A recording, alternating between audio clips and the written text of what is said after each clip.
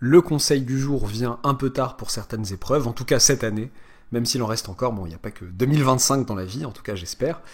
Je pense en particulier aux prépas, mais ça ne les concerne pas uniquement. Il s'agit voilà de cette baisse de morale observable chez certains entre maths 1 et maths 2. Pour les concours où il y a 2 épreuves de maths par exemple, le fait de dire ok, je me suis pris une raclée, ou je pense m'être pris une raclée à maths 1, et du coup baisse de combativité à l'entrée à maths 2, en arrivant à maths 2. Au-delà du fait évident et un peu limite au-delà de l'aspect moral de continuer le combat jusqu'au bout et de jamais lâcher l'affaire, etc., je vais essayer de rationaliser un peu l'intérêt de faire ça. L'aspect combatif à proprement parler, l'aspect fierté presque saine, c'est de se dire voilà, je me suis fait battre au premier round, l'adversaire est là, il me nargue, se moque de moi ostensiblement, qu'est-ce que je vais faire?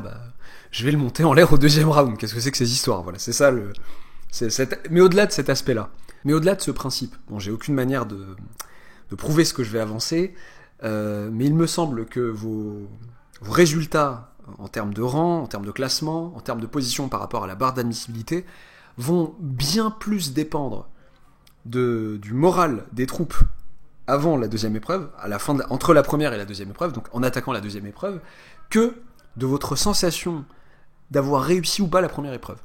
Je m'explique, même si les deux sont liés, bien évidemment. C'est-à-dire que, au sortir de la première épreuve, vous avez l'impression d'avoir raté. Ok. Ou d'avoir réussi, ça peut arriver aussi.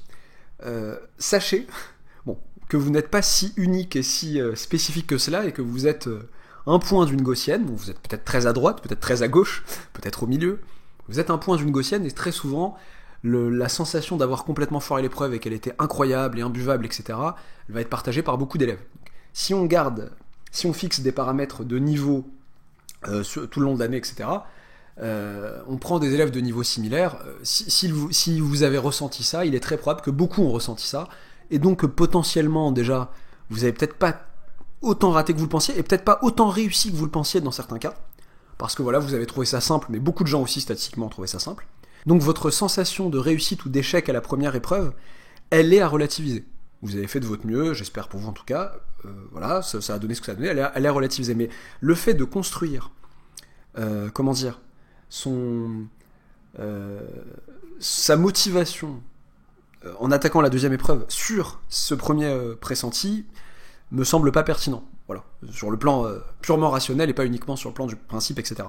À moins de se dire, si en fait, ce que je suis en train de faire, c'est de me dire, j'ai tellement raté la première que je dois tout défoncer à la deuxième pour tout réussir. Ça, dans ce cas-là, je vais pas vous empêcher de penser ça, mais en tout cas, mon idée est celle-là, c'est de se dire, voilà,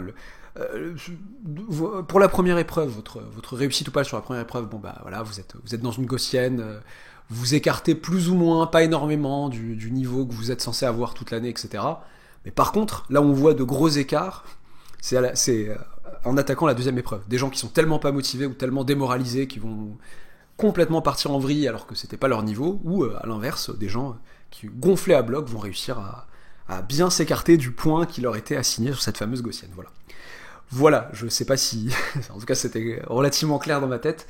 J'espère apporter un mini plus par rapport au côté, voilà, battez-vous jusqu'au bout, voilà. Ça c'est vrai, mais au-delà de ça, il y a vraiment un intérêt réel à se battre jusqu'au bout. Et ce que j'ai dit sur les épreuves où il y a, des concours où il y aurait 2 épreuves de maths, ça reste valable intermatière aussi. Voilà, vous n'avez pas bien négocié telle matière, il reste les autres matières pour rattraper, et vraiment, des places se jouent. Tout n'est pas du tout joué dans les premières épreuves.